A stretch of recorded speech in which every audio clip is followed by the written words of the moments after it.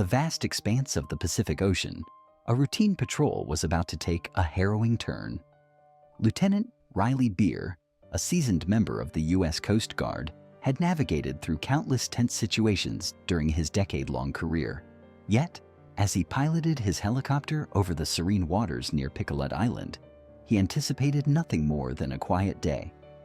This remote coral island, located about 160 miles northeast of the main Yap Islands, was renowned for its untouched beauty and isolation, rarely visited by anyone.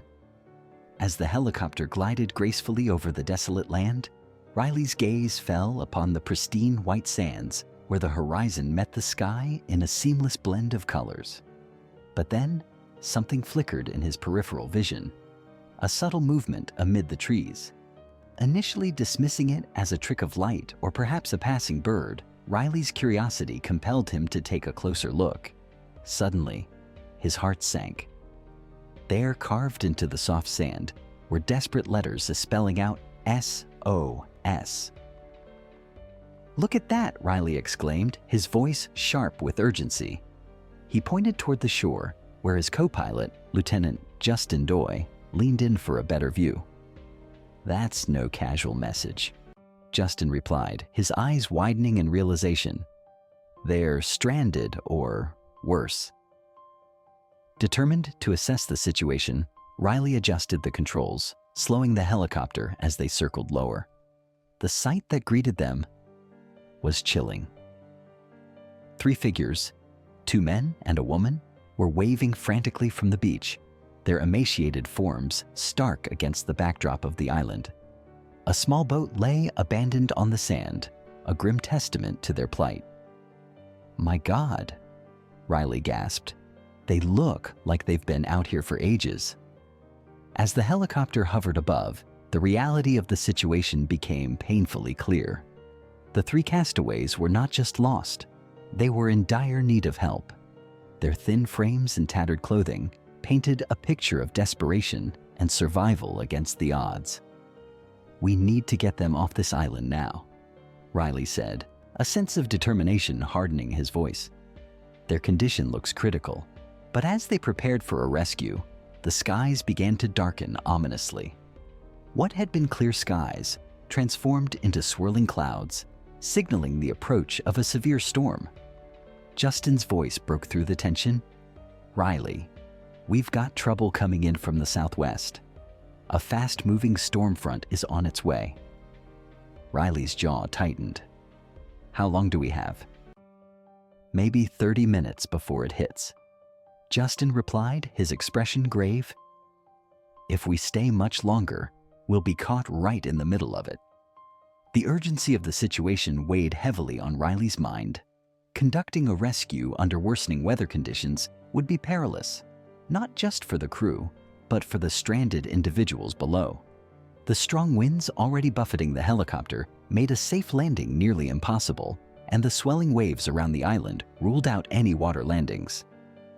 "Let's drop a radio and emergency supplies," Riley ordered. "We need to stabilize them until we can return." The crew quickly prepared a package filled with food, water, medical supplies, and a 2-way radio. As they circled the island, Riley brought the helicopter to a low hover above a flat section of sand, and the bundle was released, hitting the ground just a short distance from the castaways. As the 3 figures rushed forward to collect the supplies, Riley spoke into the radio, anxiety lacing his words. "Can you hear us?" A faint voice crackled back, filled with desperation. "We hear you. Thank you. Please help us." "We're the U.S. Coast Guard," Riley assured them, keeping his tone steady despite the urgency pressing on his chest. "We're here to help, but we have bad weather rolling in. We have to return to base, but we'll be back as soon as the storm passes. We've dropped emergency supplies to get you through the night." Silence followed, punctuated only by static, before the voice returned, trembling. "No, don't leave us, please. We've been here for 33 days, eating whatever we can catch, rats, conchs, and drinking rainwater. Rita's blood sugar is very low. We need help." A wave of guilt washed over Riley. "We have no choice," he replied, his voice strained. "The storm is closing in, and it's too dangerous to conduct a rescue right now. We will come back for you." As the first drops of rain began to pelt the sand, the urgency escalated. "Riley, we have to go," Justin urged, his tone urgent. "Visibility is about to drop. We won't be able to navigate safely if we don't get ahead of this." Riley hesitated, his eyes fixed on the figures below who clutched the supplies as if they were a lifeline. Reluctantly, he guided the helicopter away from the island. The dark clouds rolled in like a sweeping curtain, obscuring the tiny dot of land.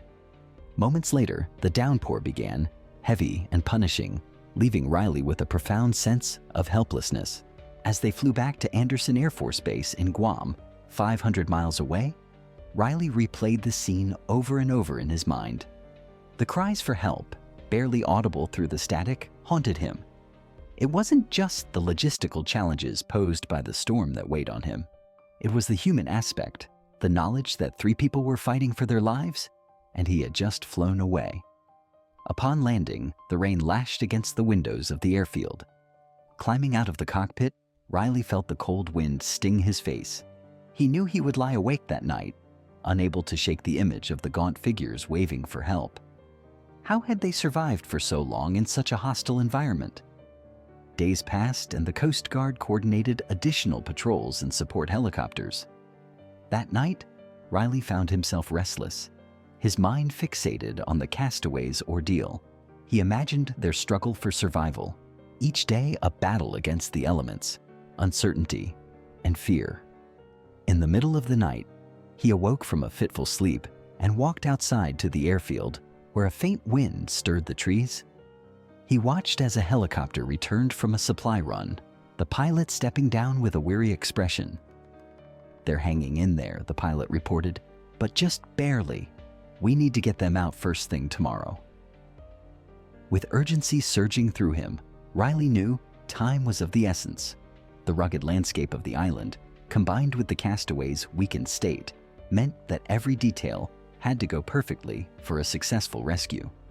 The following morning, the weather had cleared enough for the rescue operation to commence. As the helicopter approached Picolot Island, Riley's hands gripped the controls tightly, nerves taut as they prepared for the dangerous task ahead. Hovering above the island, the Castaways looked even frailer in the stark light of day. Their skin was pale, eyes sunken, and their clothes hung like rags. Riley's heart tightened as he watched the woman stumble forward, her movements sluggish and unsteady. They lowered the winch, sending down a harness to lift each person to safety. The first man, trembling with exhaustion, clung to the harness as he was hoisted up. As the crew pulled him inside, his shallow breathing and shaking limbs spoke volumes of his relief and fatigue. Next came the woman. Riley's pulse quickened as she struggled to fit herself into the harness. The crew had to lower the winch more carefully for her, as her movements were weak and uncoordinated. When she was finally hoisted into the air, she appeared almost weightless, a fragile figure caught between life and death. Once she reached the helicopter, medics immediately checked her vitals and administered emergency treatment. The last man was brought up with difficulty, his body swaying with the motion of the winch. When he collapsed onto the helicopter floor, his red glassy eyes met Riley's, and a faint smile broke through as he whispered, "Thank you." As the helicopter sped toward the coast, carrying its precious cargo, Riley stayed close, monitoring their condition as the medics worked diligently to stabilize them. The woman remained in critical shape, her breathing shallow and pulse weak. Medics administered glucose to raise her blood sugar while keeping a close watch on her vitals. The other 2 men lay on stretchers, slowly sipping water as they regained strength. One of the men, his voice raspy and hoarse, tried to explain their ordeal. "We got caught in a storm and lost a lot of fuel. We thought we were going to die." Riley nodded, his expression grave. "You're safe now. We'll get you to a hospital." As they neared the mainland, the sight of the coast filled Riley with relief. The Castaways' ordeal was nearly over, and they would soon receive the care they desperately needed. The helicopter touched down at the medical facility, where doctors and nurses rushed to meet them. Riley helped transfer the castaways to stretchers, his eyes lingering on the woman, who was barely conscious. The doctors assured him she was stable. "It's a miracle they made it through," one of the doctors said, shaking his head in disbelief. In the days that followed, the castaways began their slow recovery in the hospital. Riley visited them, hoping to hear more about their harrowing story. The details were sparse, bits and pieces of an ordeal that still left many questions unanswered. They recounted how they had set sail from Pulit to Pulap atolls aboard their 23-foot skiff, but ran out of fuel and drifted off course. Eventually, they found refuge on the tiny uninhabited Pikala Island, nearly 125 miles from their point of departure. For weeks, they survived by building a makeshift shelter and catching whatever they could find for food. Each day had been a battle, and there were moments when they feared they wouldn't make it. The woman's condition had worsened, leaving the men to care for her as best they could. As Riley listened, he felt a deep admiration for their resilience. Their survival was a testament to human endurance, a refusal to give up, even when faced with seemingly insurmountable odds. Despite everything, they had clung to hope, and it had made all the difference. The U.S. Border Patrol continued to investigate the circumstances surrounding the castaways' journey. But to Riley, the specifics didn't matter. He had been there to save fellow humans in need, and that was enough. The rescue would remain a vivid memory for years to come, a reminder that sometimes the smallest signs could lead to the greatest acts of courage.